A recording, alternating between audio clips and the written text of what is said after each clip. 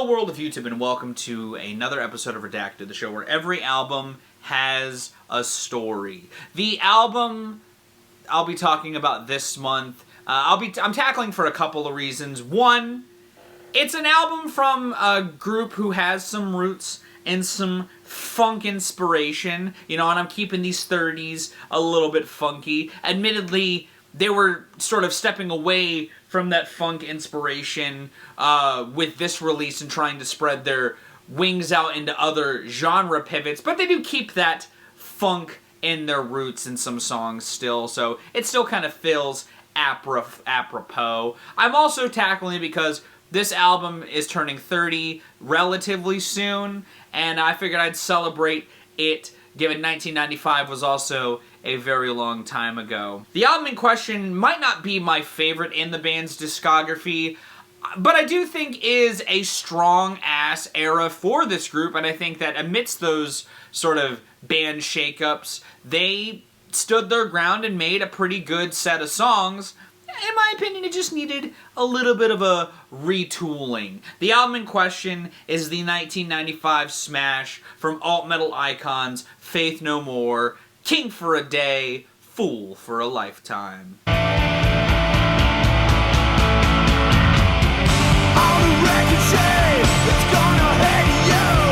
While I love Jim Martin, and I think that his sound is what helped set Faith No More apart from their contemporaries, especially when it came to like helping push that alt-metal scene in the early 90s. You know, I love his sound on the early Faith No More albums. I think that having Trey Spruance step in on guitar in his departure from the band made a lot of sense, and I think it's a great fill-in for the guitar and helps the band sort of define this post-Martin era by having a guitar style that fits the alt-metal side more than some of like the funk roots, but doesn't, you know, let those funk offshoots that still crop up in this feel stiff or anything like that. I also think that, like, while this is the only album that he is on, I feel like he helps transition the band smoothly. I also talk about it a little bit in the track listing breakdown in relation to a song that I put in the track listing, but their keyboardist Roddy Bottum was also pretty absent for a lot of this record production, which leaves their sound feeling a bit more open in ways that they try to use to experiment and do genre pivots. I just, in my vision of this Redacted, wanted to keep Roddy's presence there in choice moments to help carry the listener through some realms of familiarity amidst this shakeup, but also keep those genre pivots because they act in the spirit of what I feel like a good transitional album should do. I just sort of placed them differently. But yeah, Roddy isn't much on this album, and his absence is felt, but like, the songs that he is on are pretty fucking choice.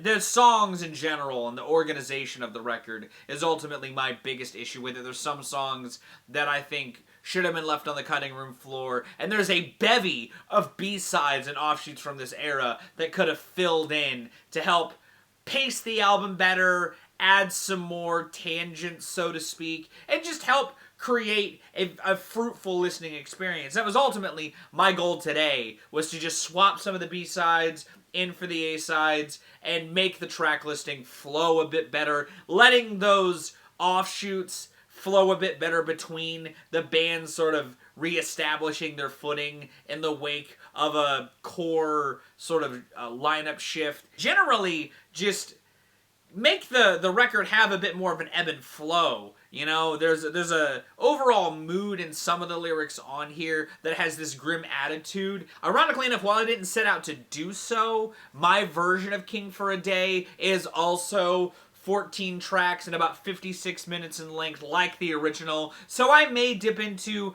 track-to-track comparisons in this video, but that originally wasn't my MO. But regardless, I'll show you the track listing and how I laid it out before breaking it down track by track right now. Etc. is my worst enemy. What if there's no more fun to have? I didn't feel a thing.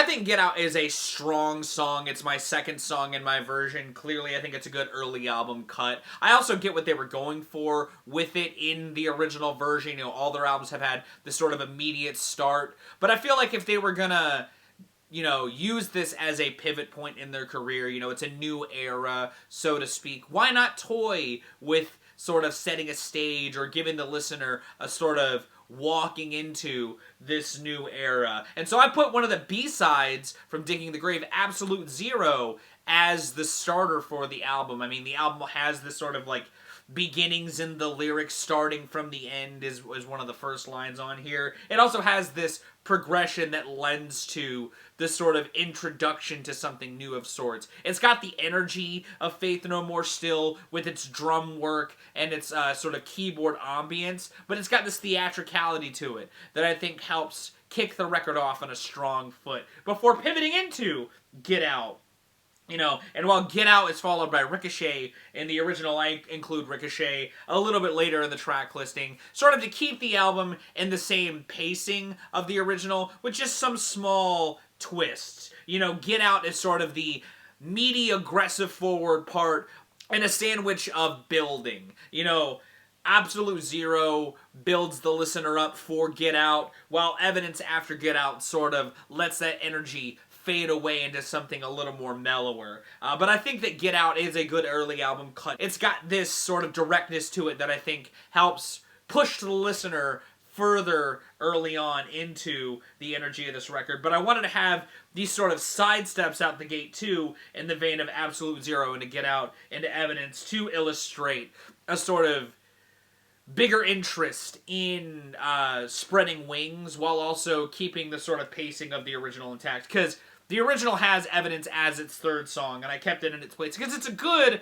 sort of early album mellow point. You know, it's a point for that funk to sort of come back. It's got this sort of fun guitar and bass play that I think feels like an interesting sort of sidestep in the funk realms and feels like a really good lower key point. That sort of also has some lyrics that sort of dip into the atmosphere that the albums had cooking, even in my version up to this point. And it's a nice sort of like breather before a little more aggression comes back in, because after Evidence, like in the original, the gentle art of making enemies sort of washes in after that. I love the guitar intro of that song. It feels very like proto-Deftones, and where like parts of the alt-metal scene would evolve. I love the bass production on that song too. This is like one of the better illustrations of the clean production this album has going on. It feels like a CD era album, and tracks like this have always been ones that I love from this record, and I think that it's a good sort of like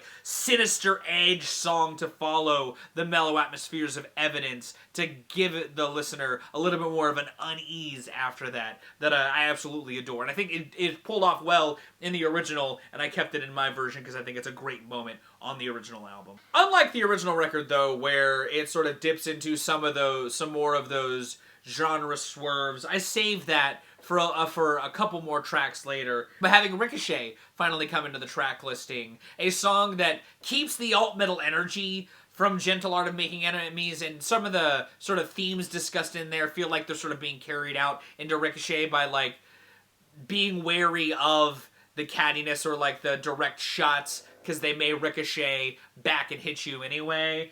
It's a song that has a nice build to it too. I think it has a nice explosion in its back half that sort of bookends this alt-metal sort of two-piece and acts as a nice sort of middle of the record flurry where the themes sort of coalesce to a nice head before giving way to one of the other divergence in Caralho Voador, a song sort of seemingly just about nothing. It sort of embodies the mood of the last couple tracks, but funnels it into this bossa nova inspired track. It's very much a moment where Faith No More reaffirms that they are still Faith No More, while not necessarily losing the energy from the last couple of tracks, maybe tone-wise and sort of tone lyrically, but definitely doesn't feel as direct as the last couple of songs. In the original version, this song goes into a song that I actually cut from my version, Ugly in the Morning, because I think that it's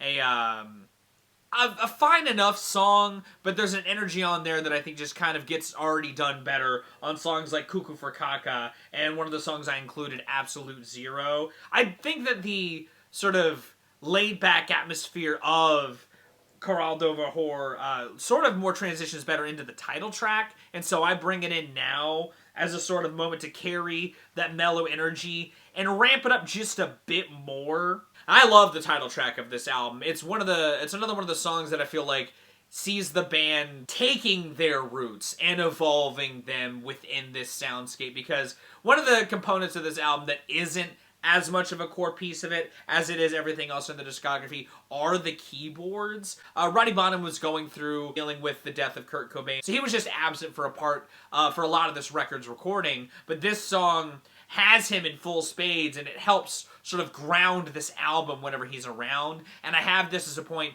to re-ground the listener in this world, and especially after the more bossa nova inspired track Prior in my version. It's a great song that has a lovely build. I love the guitar meltdown and just the overall intense heights that the song reaches. I use it as a point to sort of help carry the record into its next stretch too, because the album, because this is where I bring in other parts of the album that have already happened in the regular track listing, more to help sustain energy, with Star 80 and Cuckoo for Caca finally coming into the track listing, having this build between these two tracks to help sort of send into, again, the final stretch of the record. You know, King for a Day feels like this piece of comfort around this sort of sidestep sandwich that happens at this point in the record in my version. You know, Star 80 has some funk in its sounds, but it's not quite the same. Again, it's more in the spirit of Evidence earlier in the track listing. It's got some fun horns